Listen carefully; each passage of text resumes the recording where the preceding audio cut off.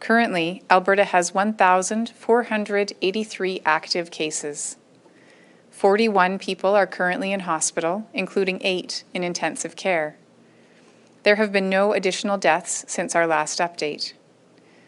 This pandemic has forced us to talk a lot about case numbers and data trends, but I want to remind us all that every person who contracts COVID-19 needs our support and compassion during a difficult time, and each of these numbers represents a person. This is particularly true of those behind our school numbers. As of this morning, AHS has confirmed 64 cases that were present at 48 schools while infectious.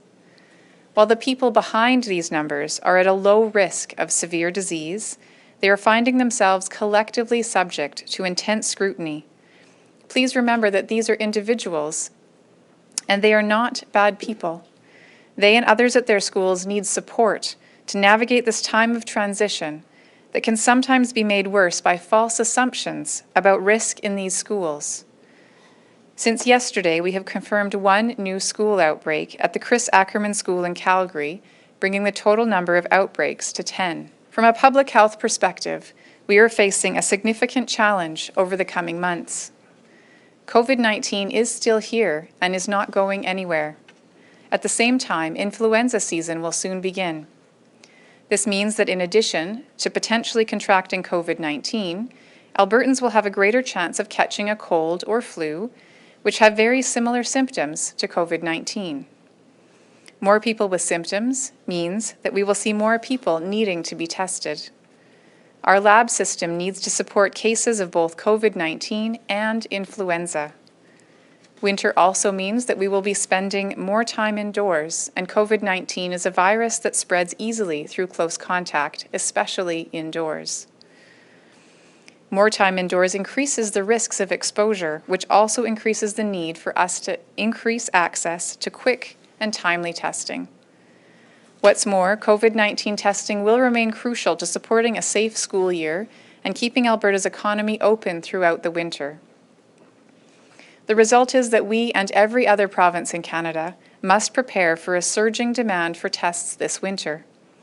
We must prioritize our testing, especially as we prepare for the flu season, to ensure that testing is scheduled and results are returned as quickly as possible.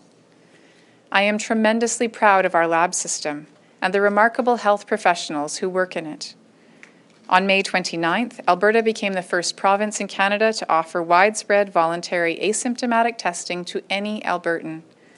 As you may recall, when we expanded this testing, I was clear that this broad eligibility was to enable population surveillance to understand more about COVID trends in the general Alberta population, not for individual case finding. I want to thank everyone who participated in the asymptomatic testing program in the recent months. This testing has given us a far better understanding of how COVID-19 is and isn't spread. We have conducted more than 233,000 voluntary asymptomatic tests since May 29th. This is a tremendous number. These are tests on people without symptoms and without known COVID exposure. Of these 233,000 tests, only about 7 per 10,000 tests have come back positive. This means that it is very rare to find cases in those without symptoms and without known exposure, and this testing is not driving the new cases that we are seeing. The asymptomatic testing program has also helped our labs prepare for the high volumes of testing we will need in the months ahead. We processed a large volume of tests this summer, which has helped stress test our system and identify places where we need to improve. Now we are acting on these lessons learned. Today I am announcing a shift to a more targeted approach to COVID testing in Alberta.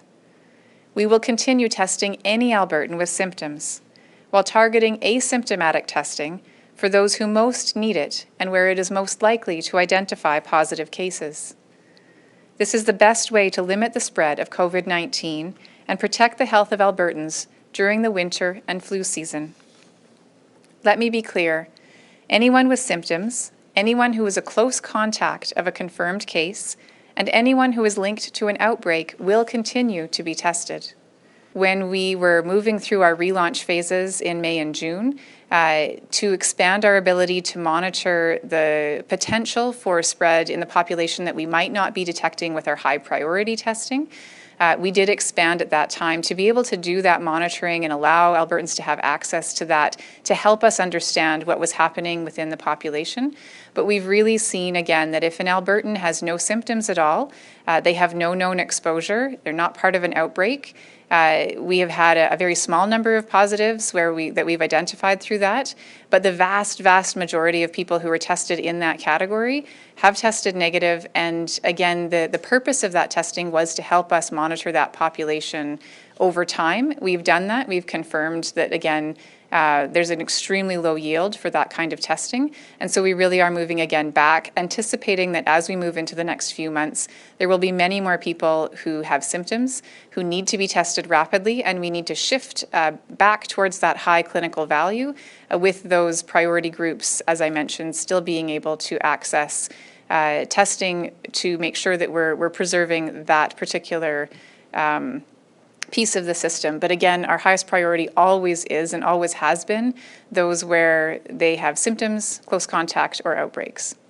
We have clear evidence that shows where testing is most effective and a lab system with significant capacity to identify cases and protect Albertans. We will continue to monitor the testing approach and make any additional changes that might be needed in the future. Our system is strong and getting stronger. We are all in this together, and we will get through this together.